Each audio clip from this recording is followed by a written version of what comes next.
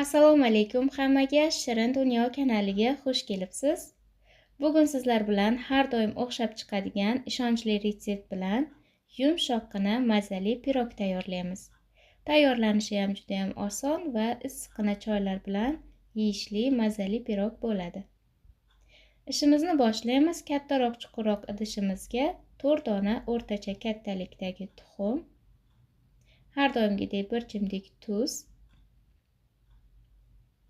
1 choy qoshiqda vanilin shakari va 200 gram shakar solamiz. Mahsulotlarimizni mikser yordamida ko'pirtirib olamiz. Taxminan 5-6 daqiqa davomida ko'pirtirsak, oppoq quyuq massaga keladi.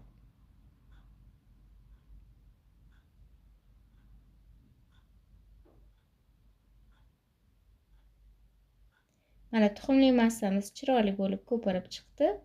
Endi buni ustiga suyuq mahsulotlarni qo'shamiz. 200 mg xona haroratida turgan qaymoq va 150 mg hidsiz o'simlik yog'i qo'shamiz. Qaymoqni yog'lilik darajasini farqi yo'q, har qanaqa turdan ishlatishimiz mumkin. Qaymoq bo'lmasa, o'rniga sut qo'shsak ham bo'ladi. Suyuq mahsulotlarni qo'shganimizdan keyin mikserni eng past tezligida birozgina aralashtirib olamiz. Ko'pirtirib olishimiz shart emas. Va un bilan qavartmani endi elakdan o'tkazib qo'shamiz. Pirogimiz uchun 260 gram un ishlatganman va 2 qismga bo'lib qo'shdim. Mahsulotlarimizni turiga qarab unni grami o'zgarishi mumkin. Ko'rsatilgan gramidan biroz kamroq yoki ko'proq ishlatishimiz mumkin. Xamirni quyuq suyuqligiga qarab qo'shamiz. Biroz aralashtirib, unni qolgan qismini ham qo'shdim, elakdan o'tkazib. Va un bilan birgalikda ichiga solinadigan quruq mahsulotlarni ham qo'shamiz. 80 gram maydalangan yong'oq, 50 gram mayiz va 50 gram shokolad qo'shdim. Shokoladni qo'shish tabga ko'ra, ya'ni xohishga ko'ra, lekin juda ham mazali chiqadi.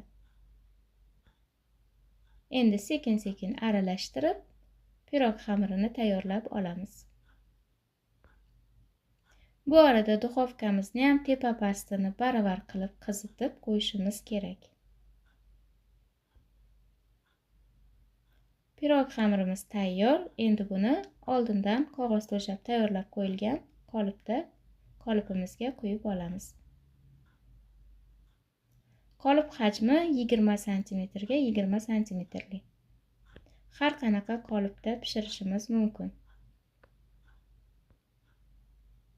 Ustilarini biroz tekislab, oldindan qizitib qo'yilgan duxovkada 170 gradusda 55 daqiqa davomida pishirishga qoldiramiz.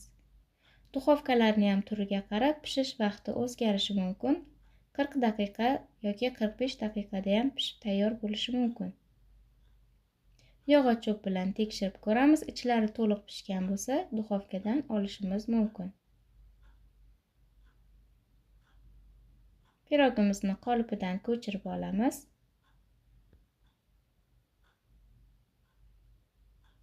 Birozgina sovutib, kesib dasturxonga tortsak bo'ladi. Pirog kesilganidan keyin men ustiga issiqlik paytida ozroq qo'yiltirilgan sut, ya'ni sgushonka qo'ydim. Bu albatta xohishga ko'ra. Tayyor pirogni ustidan ozgina shakar upasi sepib, yana keyin dasturxonga tortsak ham bo'ladi. Unda ham chiroyli chiqadi. Va albatta mana sgushonkani qo'ymaslik xohishga ko'ra, lekin juda ham yaxshi maza beradi. Albatta tayyorlab ko'rishlaringizni tavsiya qilaman. O'xshab chiqadigan ishonchli retseptlardan bittasi va juda ham mazali, yoqimli ta'mda bo'ladi. Mana ichlarini ham ko'rishingiz mumkin. Ekranda ko'rsatganman, to'liq pishadi. Videoga tegishli bo'lgan fikrlaringiz va savollaringizni kommentariyada yozib qoldiring. Har doimgidek Shirin Dunyo kanalini kuzatishda davom eting. Yana keyingi video retseptlarimizda ko'rishguncha omon bo'ling.